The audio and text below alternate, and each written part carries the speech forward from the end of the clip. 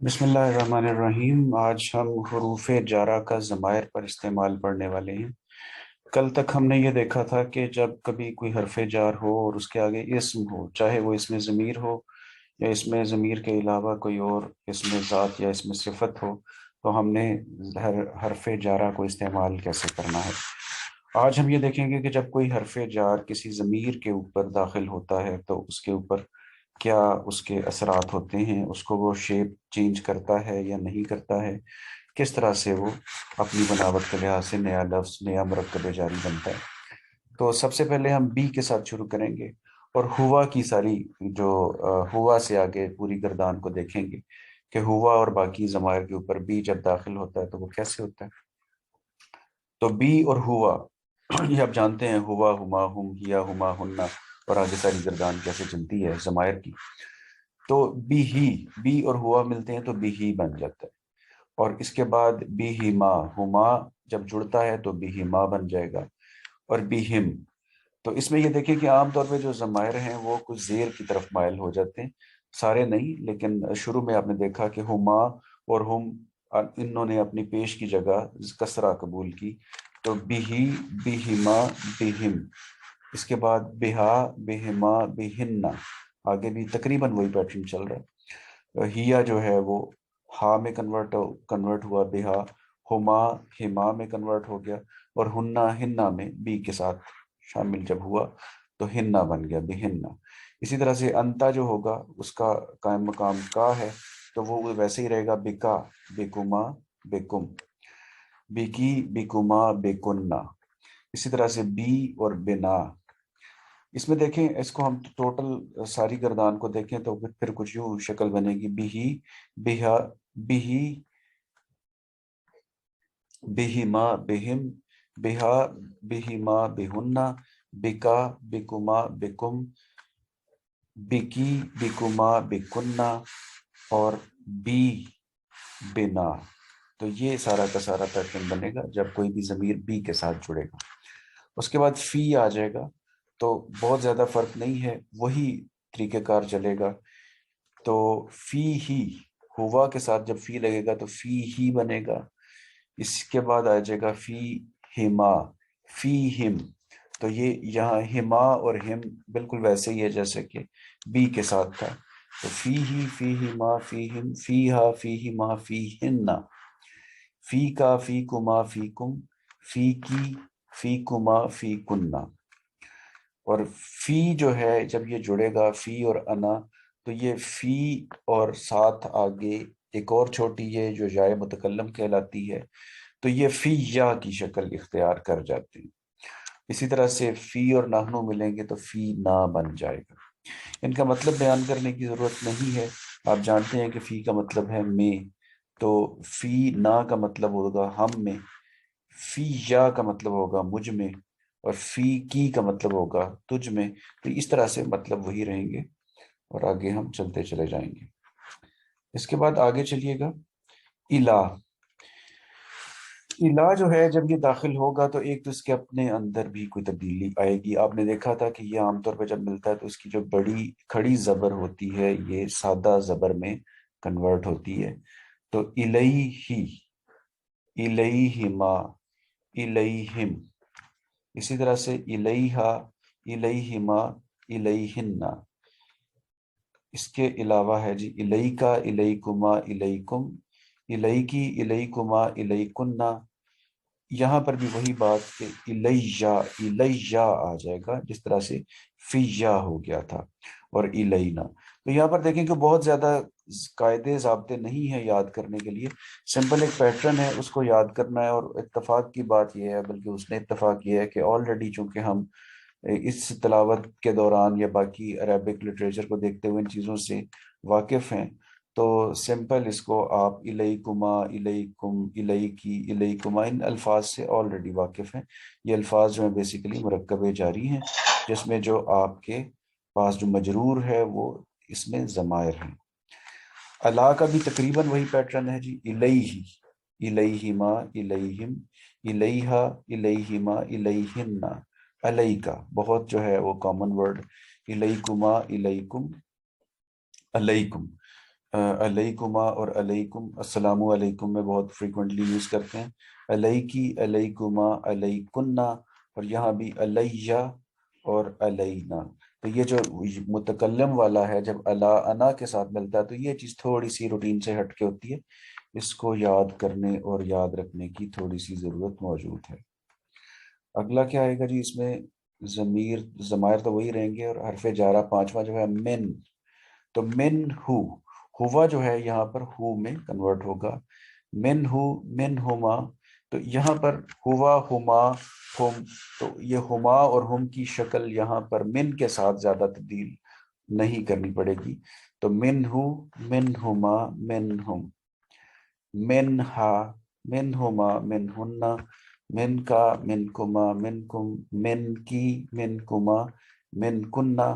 اور منی، یہاں پر جو ہے وہی ایک چھوٹی سی تبدیلی کہ من کے ساتھ جب یا ملے گا تو جب بھی کبھی اجتماع الساکنین ہوگا، دو ساکن آپس میں جڑیں گے، تو شکل مزید کوئی نہ کوئی اور رول، کوئی نہ کوئی اور تبدیلی ضرور کچھ نظر آئے گی آپ کو. تو یہاں پر من نی میں یہ تبدیل ہو جاتا ہے، اور من نحنو، من نا بن جائے گا آپ کے پاس. ان کا دیکھیں جی، ان ہو، یہ رضی اللہ تعالیٰ عنہ میں جو ہم انہو استعمال کرتے ہیں وہ یہی ہوتا ہے. انہو، انہما، انہم، انہا، انہما، انہنہ، ان کا، انکما، انکم، ان کی، انکما، انکنہ، اور انی، مجھ سے، اور انا، ہم سے. اس کے بعد آ جائے گا لا. یہ لام جو ہے یہ آپ جانتے ہیں کے لیے، فور، اس کے لیے استعمال ہوتا ہے. تو اس کے بارے میں ایک انہوں نے اسٹیٹمنٹ جاری کی ہے، اسٹیٹمنٹ لکھی ہوئی ہے کہ لام جارہ جب بھی ضمائر پر داخل ہوگا تو یہ زبر والا ہوگا، سوائے واحد متکلم کے. وہاں پر یہ اپنی شیپ بدلے گا، واحد متکلم کا کیس ذرا ڈیفرنٹ ہی ہوتا ہے. تو یہ لہو، ہوا ہو میں کنورٹ ہو جائے گا، الٹی پیش والا. اب یہ لہو، لہما، لہم، باقی چیزیں وہی ہوا، ہما، ہم کے پیٹرن پہ چلیں گی. صرف ہوا جو ہے وہ ہو میں کنورٹ ہوگا. لہو، لہما، لہم، لہا، لہما، لہنہ، لکا، لکما، لکم، لکی، لکما، لکنہ. اور اس کے بعد کیا آ جائے گا؟ یہ لام زبر یہ کی بجائے لام زیر یہ، جس کے بارے میں شروع میں انہوں نے نوٹ میں لکھا تھا کہ زبر والا ہوتا ہے سوائے متکلم کے، واحد متکلم کے. تو لی ہو جائے گا، لی کا مطلب ہے میرے لیے، الصوم لی جیسے آپ جانتے ہیں. اسی طرح سے آگے آ جائے گا لا، لانا. اس کے بعد لام تاکید. لام جو ہے لام جارہ جو ہم ابھی پڑھ رہے تھے، ساتواں حرف جار، اس کے بعد جی کہتے ہیں جی کہ لام جارہ بھی ہوتا ہے اور ایک لام تاکید بھی ہوتا ہے. یعنی آپ کو لام جب نظر آئے گا تو وہ ہر لام لام جارہ نہیں ہوگا، اسی شیپ کا، اسی پیٹرن پہ کنیکٹ ہونے والا ایک لام ہوگا جو کہ لام تاکید کہلائے گا. لیکن اس میں اور اس میں کچھ قواعد میں فرق ہے. لام جارہ صرف اسم پر داخل ہوتا ہے، یعنی لام جارہ جب بھی لگائیں گے تو اس کے بعد جو ہوگا وہ مجرور ہوگا، اور وہ اسم ہوگا، یا ضمیر ہوگا، یا اس میں صفت ہوگا، یا اس میں ذات ہوگا. جبکہ لام تاکید اسم پر بھی، فعل پر بھی، اور حرف پر، تینوں چیزوں پر داخل ہو سکتا ہے. یعنی لام تاکید کے لیے ضروری نہیں ہے کہ اس کے ساتھ جو چیز آ رہی ہے وہ اسم ہی ہو. لام جارہ اسم کو حالت جر میں لے جاتا ہے. یہ تو آپ جانتے ہی ہیں کہ لام جارہ کی ایک بہت بڑی پہچان یہ ہوگی کہ اس کے بعد چاہے ضمیر ہو چاہے اسم ہو، وہ حالت جر میں ہوگا اور ایک جار مجرور کا مرکب آپ کو ملے گا. لام تاکید جب کہ کوئی بھی تبدیلی نہیں لائے گا. اس کی مثالیں بھی آپ دیکھیں گے تو آپ کو بڑا واضح ہو جائے گا، کیونکہ لام جارہ کی تو آپ کے پاس مثالیں کافی ساری ہیں، اور لام تاکید کی مثالیں ابھی ہم دیکھ لیں گے. لام جارہ اسم پر داخل ہوتا ہے تو زیر والا ہوتا ہے. یہ آپ نے دیکھا ہی تھا کل کہ للہ، اور للکبیری، للصغیری، للصغیری، اس طرح سے. تو سب سے بڑی مثال للہ. تو وہ جب بھی داخل ہوتا ہے کسی اسم پر تو زیر والا ہوتا ہے. لام جارہ اسم پر داخل ہوتا ہے تو زیر والا ہوتا ہے، جبکہ ضمائر پر داخل ہوتا ہے تو زبر والا ہوتا ہے، سوائے متکلم کے. اور یہ متکلم والا ہم ابھی تھوڑی دیر پہلے پڑھ کے آئے ہیں. لام تاکید جو ہے نا، اس کے بارے میں کیا ہے کہ لام تاکید کی ایک تو کوئی اعرابی تبدیلی نہیں لاتا. لام تاکید کے بعد جو بھی ہوگا وہ حالت جر میں نہیں ہوگا، یا کم از کم اس کی وجہ سے وہ حالت جر میں نہیں ہوگا. اور لام تاکید ہمیشہ ہی زبر والا ہوگا، یہ کبھی بھی زیر والا نہیں ہوگا، یہ ہمیشہ زبر والا ہی آپ کو ملے گا. اب آ جاتی ہیں جی لام تاکید کی مثالیں. ان الانسان لی ربہ لکنود. اب یہ دیکھیے، اس میں آپ کو دو لام نظر آ رہے ہیں. لی ربی ہی، لی ربی اللہ کے لیے، ایک تو یہ تو جار مجرور بن رہا ہے. اور آگے پھر بھی ہی جو ہے وہ بھی ایک جار مجرور ہے. بھی ہی نہیں بلکہ یہ رب جو ہے، بے جو ہے یہ رب کا حصہ ہے، یہ بھی حرف جار نہیں ہے. لی ربی، ربی ہی اس کا رب، یہ ایک مرکب اضافی ہے. جبکہ لی ربی اگر اس کو اتنا توڑ کے پڑھیں، لی ربی تو یہ جار مجرور ہے، تو یہ والا جو لام ہے یہ اسم پر داخل ہو رہا ہے. اسم کیا ہے جی؟ رب ہے. اور لی جو ہے یہ لام جارہ ہے، اور یہ زیر والا ہے، اور اگلے والے کو حالت جر میں لے کے جا رہا ہے. لیکن لکنود کو اگر آپ دیکھیں تو یہ جو لام ہے لکنود والا، یہ لام تاکید ہے. اور اس کا مطلب یہ ہے ان الانسان لربہ لکنود. کنود کا مطلب نہ شکرا، تو لکنود کا مطلب ہے یقیناً یا بڑا ہی نہ شکرا. ان الانسان لربہ لکنود وانہ علی ذلک لشہید. شہید کا مطلب گواہ، اور لشہید کا مطلب بڑا شدید یا بہت زبردست گواہ، تاکیدی معنوں میں آئے گا. تو یہاں پر جو آپ کو لا نظر آیا ہے یہ لام تاکید ہے. وَإِنَّهُ عَلَى ذَلِكَ لَشَهِيدٌ وَإِنَّهُ لِحُبِّ الْخَيْرِ لَشَدِيدٌ. لی حبی میں جو لی ہے یہ لام جر ہے، لام جارہ ہے. وَإِنَّهُ لِحُبِّ الْخَيْرِ لَشَدِيدٌ. اور یہ شدید جو یہاں پر آیا ہے اس کے ساتھ جو لام ہے وہ لام تاکید ہے، شدید کو زیادہ شدید بنانے کے لیے استعمال ہوا ہے. ان الشرک لظلم عظیم. تو یہاں پر بھی دیکھیں لظلم ہے، حالت رفع میں ہے، حالت جر میں نہیں گیا ظلم، لہٰذا اس سے پہلے جو لام ہے وہ لام تاکید ہے. تو شرک کے بارے میں بتایا گیا کہ بڑا ہی عظیم، یعنی ظلم عظیم. عظیم کا مطلب ہے کہ بڑا ظلم، اور لظلم عظیم کا مطلب ہے بہت بڑا ہی شدید، بڑا ہی ظلم. لظلم عظیم. اسی طرح سے آگے دیکھیے ان الانسان لفی خسر.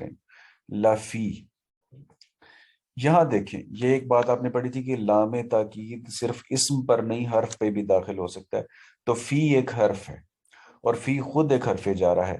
اس کے اوپر جو داخل ہوا ہے لام، وہ لام جارہ نہیں ہے، وہ لام تاکید ہے. ان الانسان لفی خسر، کہ بے شک انسان خسارے میں ہے، بلا شبہ خسارے میں ہے. لفی خسر، تو یہاں پر لام تاکید ہے، اس معنی میں شدت اور تاکید پیدا کر رہا ہے. انکا لعلی خلق عظیم. یہاں پر بھی دیکھیں علی ایک حرف ہے، اور حرف کے اوپر لام تاکید داخل ہوا ہے. اس کے بعد دیکھتے ہیں جی آگے.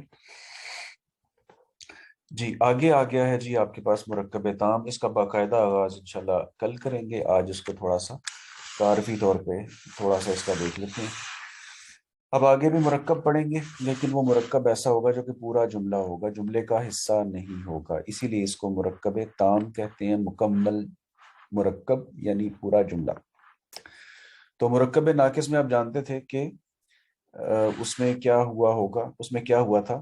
مرکب ناقص میں ایک جملے کا پارٹ ہوا کرتا تھا. مرکب ناقص کی بڑی اہمیت ہے. ہیڈنگز عام طور پہ جتنی ہوتی ہیں، جو عنوانات ہوتے ہیں مرکب ناقص ہوتے ہیں. جیسے اگر ایک عنوان ہے جی صبح کی سیر، تو صبح کی سیر بھی ایک مرکب ناقص ہے. اسی طرح سے بہت ساری چیزیں مرکب ناقص ہوا کرتی ہیں جو ہم ابھی پڑھ رہے تھے. 4 مرکبات ناقص ہم نے ابھی پڑھے ہیں. مرکب تام جو ہے پورا جملہ ہوگا. 2 اس کی بنیادی اقسام عربی میں بیان کی جاتی ہیں. اگر اس کا آغاز کسی اسم سے ہو، چاہے اس کے اندر بعد میں جملے میں فعل کا صیغہ بھی موجود ہو، لیکن آغاز اگر کسی اسم سے ہوگا تو اسے جملہ اسمیہ کہیں گے. اور اگر اس کا آغاز کسی فعل سے ہوگا، جیسے قتل داود، قتل داود جالوتا، تو یہ جو ہوگا، یہ چونکہ قاتلہ سے شروع ہوا، کسی اسم سے نہیں ہوا، تو اسے جملہ فعلیہ کہا جائے گا۔ اور اس کے علاوہ جو ہے جملہ اسمیہ کو اگر ہم پڑھیں گے سب سے پہلے، اب ہم اس سے آگے جتنی بھی صفحات پڑھیں گے وہ ایک حد تک چلتے چلتے جملہ اسمیہ کو ہینڈل کریں گے، اور اس کے بعد پھر ایک سیکشن آئے گا جملہ فعلیہ کا، اور اس کے بعد تقریباً ساری کتاب جملہ فعلیہ کے ارد گرد ہی گھومتی رہے گی۔ تو جملہ اسمیہ میں جو مبتدا ہوتا ہے، جس سے آغاز ہوتا ہے، یعنی پہلا لفظ جو کہ اسم ہوتا ہے، اس کو مبتدا کہتے ہیں، اور اس مبتدا کے علاوہ جتنی بھی چیز ہوتی ہے اس کو خبر کہا جاتا ہے۔ اور اس کے علاوہ مبتدا اور خبر کے علاوہ بھی، یعنی عام طور پہ یہ ہوتا ہے کہ شروع میں مبتدا آ گیا، اس سے اگلا ایک لفظ یا کوئی ایک مرکب خبر ہو گیا، اور اس کے بعد جو کچھ بھی ہے اس کو متعلق خبر کہا جاتا ہے۔ اور عام طور پہ آپ دیکھیں گے کہ متعلق خبر جو ہوتا ہے وہ حالت جر میں پایا جا سکتا ہے۔ تو بہرحال اس کے اسٹرکچر کو تفصیل سے انشاءاللہ تعالی ہم دیکھیں گے اور آگے بڑھتے چلے جائیں گے۔ ابھی تک جو ہم نے دیکھا ہے اس میں یہ کہ ہم نے حرف جار کا ضمائر پہ استعمال، اس کی تمام گردانوں کو 2-3 دفعہ ذرا ان سے گزریے گا، اور لام جارہ اور لام تاکید کا جو فرق ہے اس کو بھی دیکھیے گا۔ تو اب تک کے لیے ہم یہاں رکھیں گے، کوئی سوال ہو تو